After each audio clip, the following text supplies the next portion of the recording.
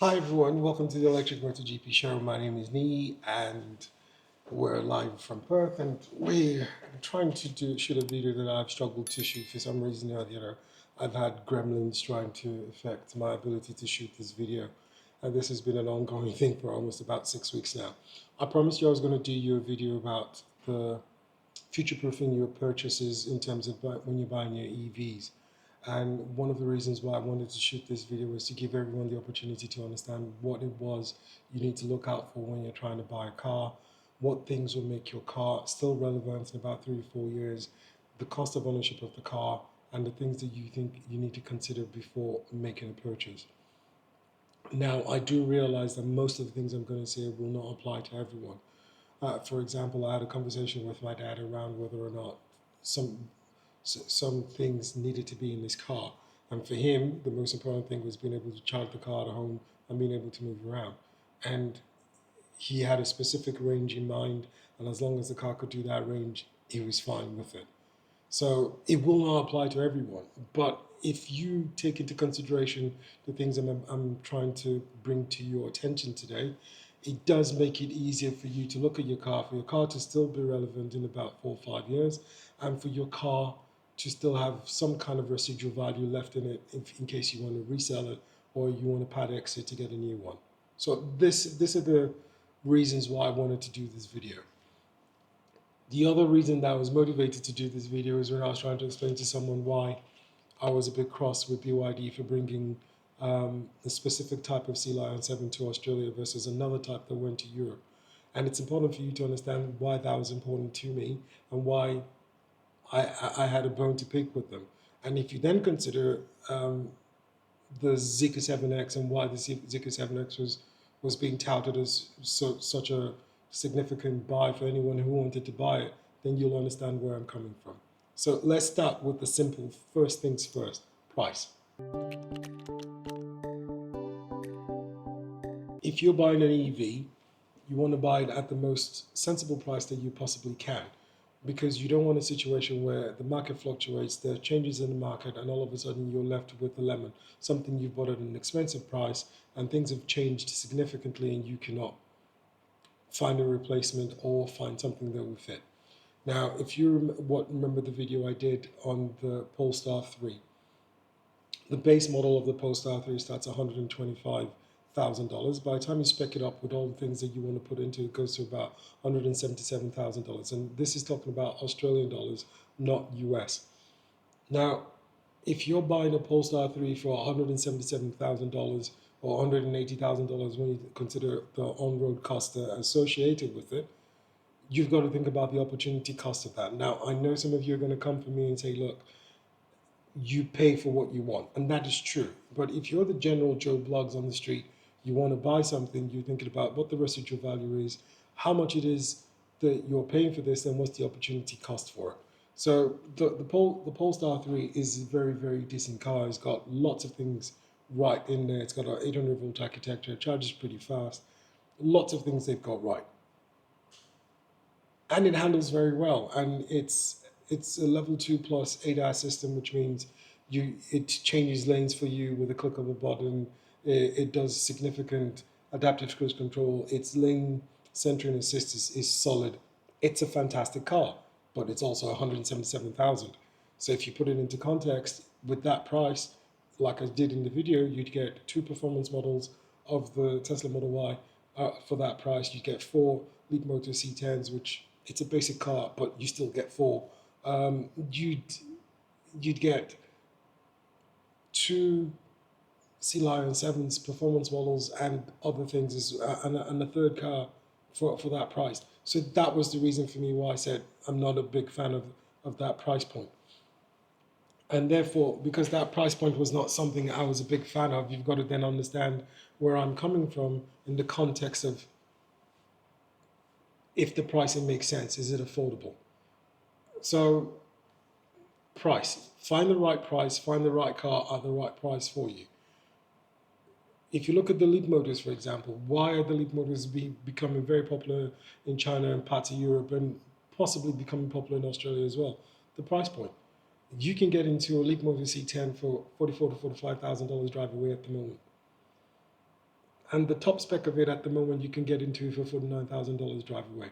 If you look at a better car than the Leapmotor C10 is the Geely EX5, which is built to a good standard, which has a good specification in there. And drive away for the top spec is $49,000. It's why the Geely EX5 is one of the most popular cars in China at the moment, and they've got a range extender version of it, which is probably even more popular than the fully electric version of it. So the price point does come into context. And like I was trying to explain to you, if you're getting the base model of a Geely EX5, which is a really good car, if I may say so, at $45,000 driver or $44,000 driver, you can buy four of those for the price of the Polestar 3. So, price. Second, battery.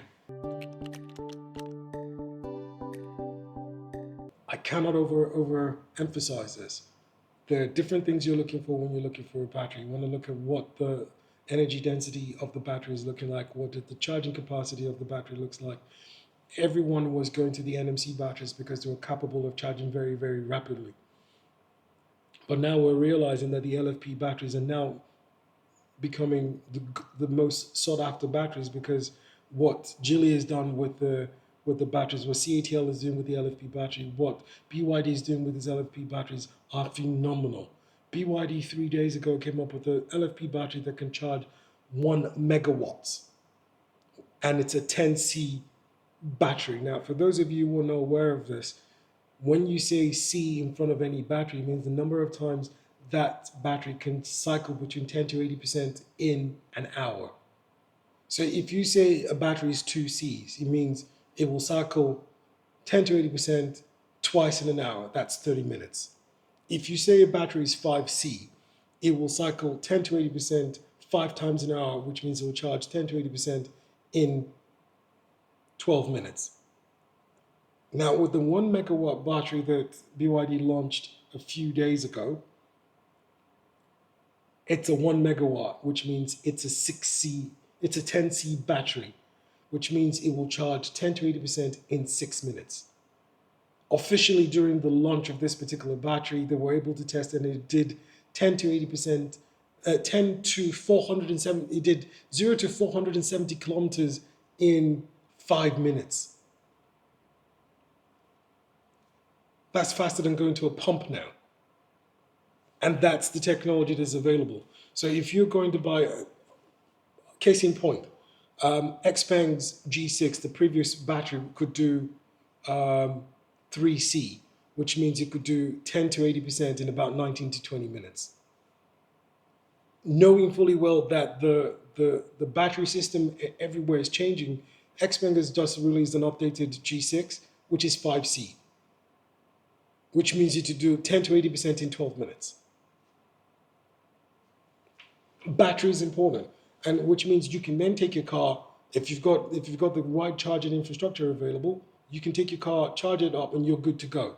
Now, for Western Australia, most of Australia, we're still struggling. Most of what you find is about 125 to 150 kilowatt hour fast charging. And you would tell me that this doesn't matter. It does. I did a road trip, a test for the Ioniq 6 versus the Tesla Model 3. We went to a ChargeFox station and we were trying to charge both cars. The Ioniq 6 is a 800 volt architecture which can do 350 kilowatts. And the Model 3 says it can do up to 170.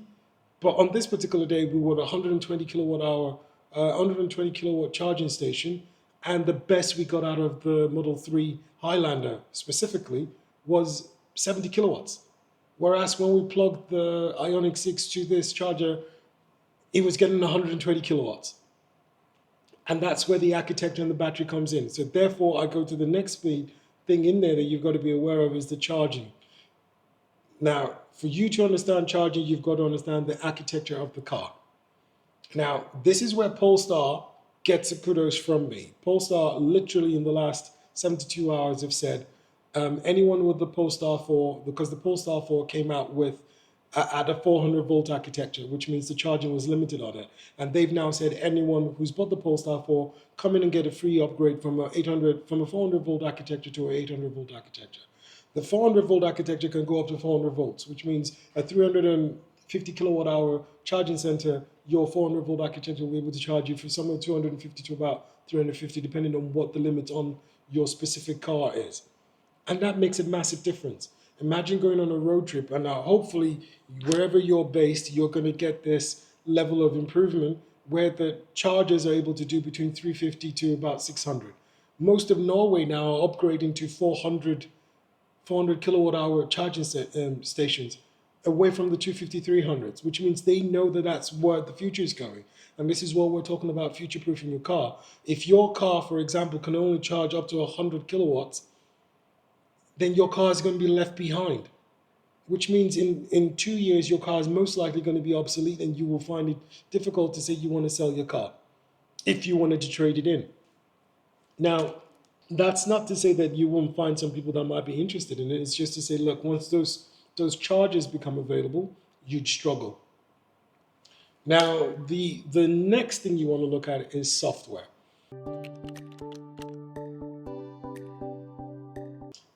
Just today, I was talking to one of my mates out in England. He's a fanboy of German cars. He loves his Audis, his BMWs, his Mercs. He's more of an Audi guy than he is of a Merc or a BMW.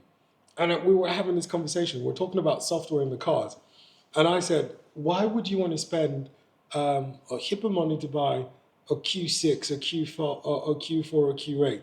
They've got little or no lane centering. The ADAS systems are mediocre at best, but they come with a price premium. I tested the iX in Jakarta. I tested the i7 in Jakarta. Both of them could not auto park their cars. Whereas if you look at the new BYD Sea Lion 7, it can park itself. The Zeekr X can park itself. The Xpeng G6 can park itself. The Tesla Model Y can park itself.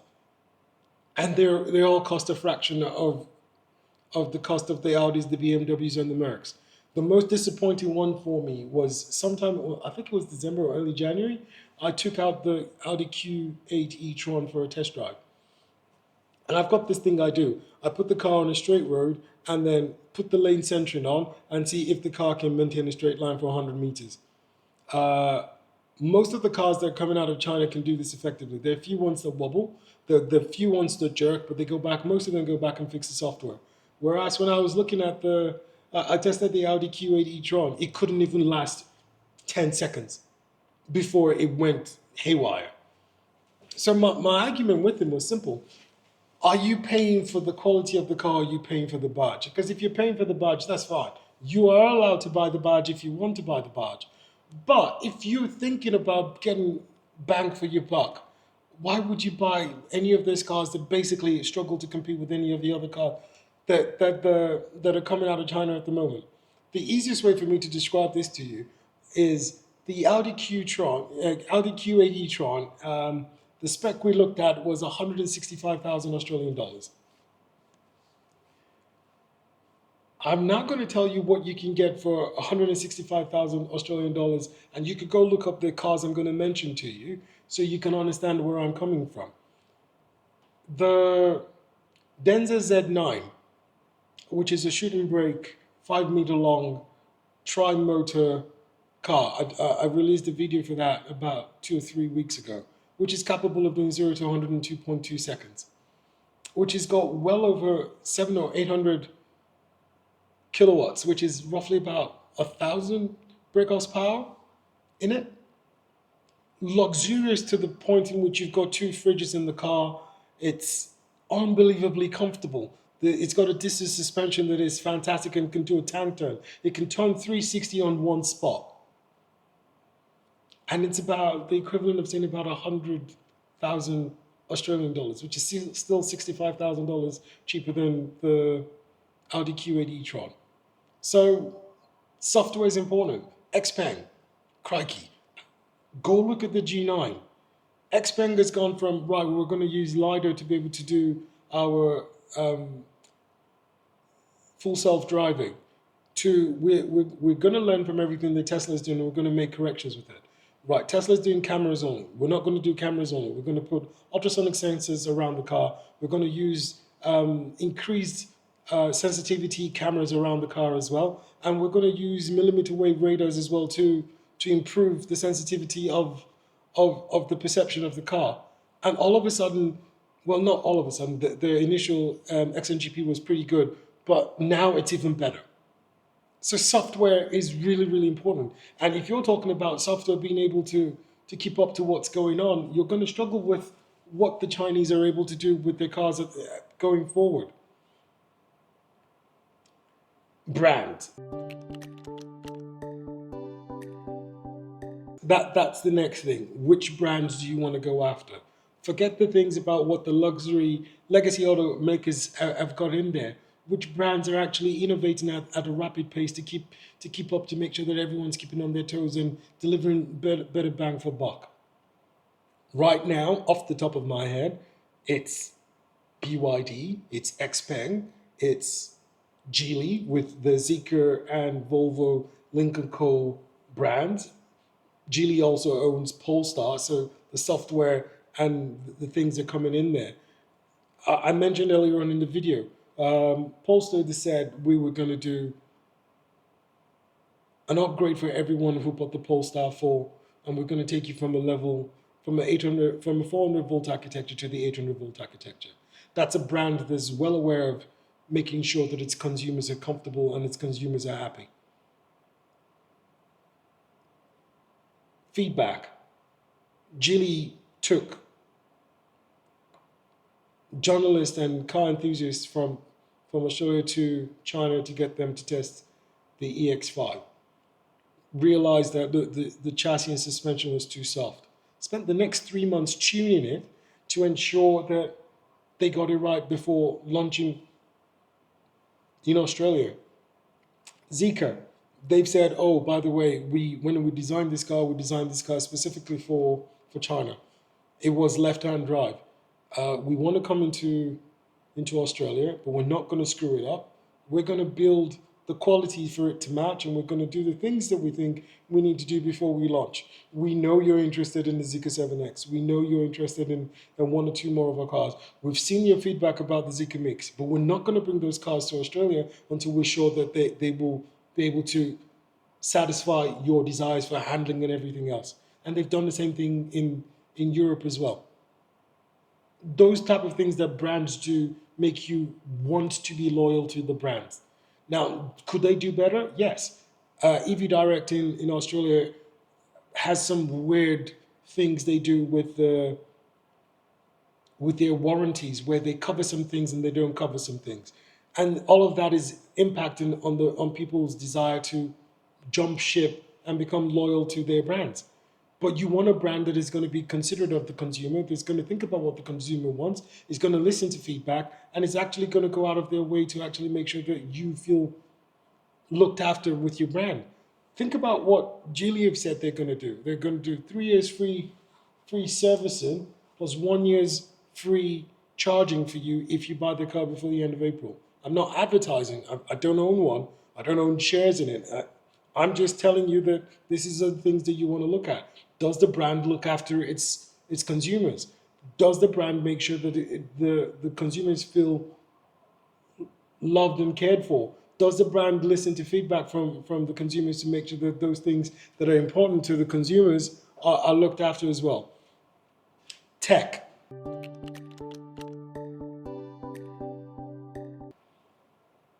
You've got to make sure that the tech in your car is viable in about 18 to 24 months. You've got to also think about the life cycle of any technology at the moment is about 18 to 24 months. So in 24 months time from now, whatever you think you've got might be obsolete. Case in point, 2020 BYD came out with the LFP battery. No one heard of it. Very few people. Sam Evans from the Electric Viking was one of the very first people that I know that was speaking about LFP batteries and BYD way back in 2020, 2021. By the time we got to 2022, BYD's batteries were at the top. By 2023, Geely had overtaken it. The short blade battery, which is a version of the LFP battery, instead of being the blade battery that was in BYD. They created a short one in order to improve the rapidity of its charging. Before we finish 2024, they've already come out with the golden brick battery, the one that's capable of charging 0 to 80% in 11 minutes 30 seconds, but 10 to 80% in 10 minutes 45 or 10 minutes 35. BYD decided it was going to upgrade its battery, said he was going to do so. And the battery they were supposed to launch, they figured out before lunchtime that they could do better. And you've now got the Super Evo battery that was launched 2 days ago that's capable of 1 megawatt charging. So if you bought a car in 2020 that the maximum charging on your DC fast charging on your car was 110 kilowatts, it's obsolete now. No one will be really interested in it.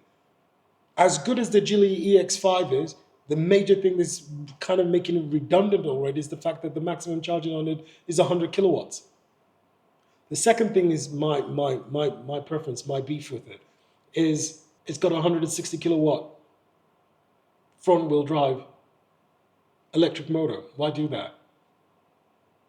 Geely, I've said this before. If you look at the video I did when I did a test drive in Jakarta, I did say, look, please bring out an all-wheel drive version of the Geely EX5. It's too good a car in terms of its handling for you not to have that version available. Okay. Final thing is, wherever you're based, what are the incentives?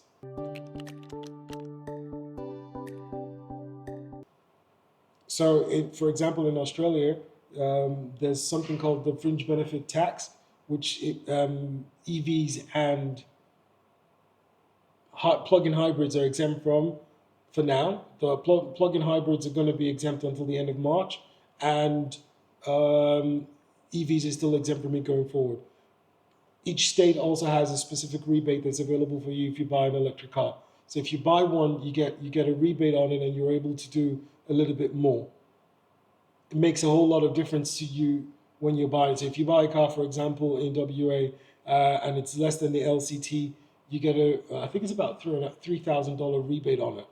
So imagine a scenario where you bought a car for $50,000, you get a $3,000 rebate for buying it, and you've got the fringe benefit tax exemption as well. So wherever you are, in the US, for example, prior to a certain person got into power, you could get almost $7,000 rebate on any car that you bought.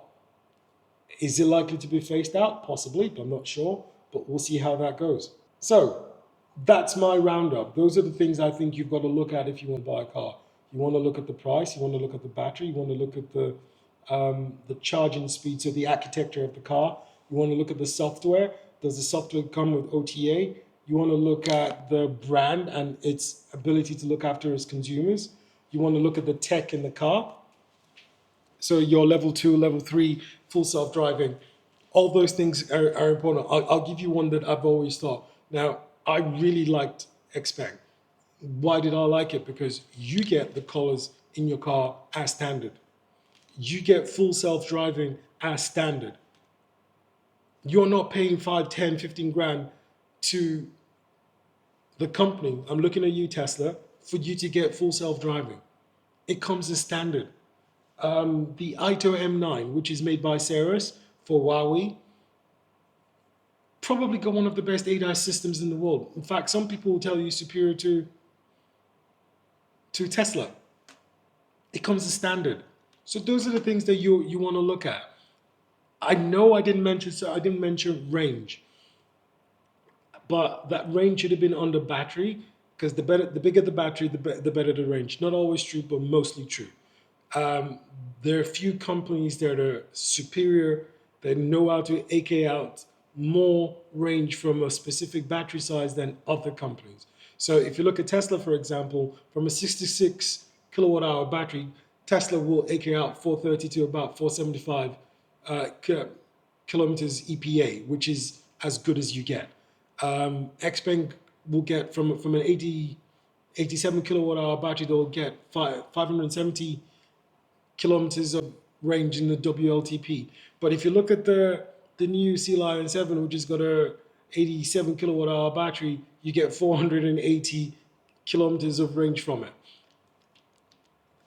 BYD still needs to work on that, but I would still buy the BYD Sea Lion 7. I'm just cross because we didn't get the 800-volt architecture in Australia. I don't know why they've done this. I think that EV Direct made a mistake with that because the 800-volt architecture can charge up to 230, which then means that even if the charging speeds become obsolete within the next 24 months, it's still decent enough for you to still get away with, rather than one that they've brought in, which is 150 kilowatt hour DC fast charging. Everyone mentions the DC fast charging. A lot of people don't talk about the AC fast charging as well. So BYD did get that right in the context of upgrading all their cars, the Sea Lion 7 from the 7 kilowatt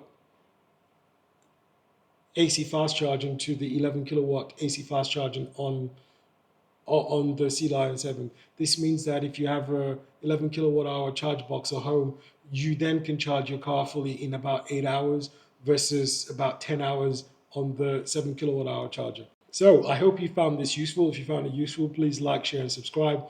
If you've got a difference of opinion on what you think I've said so far, please hit me up in the comment section and I'll do my best to respond. And otherwise, I'll see you on the next one.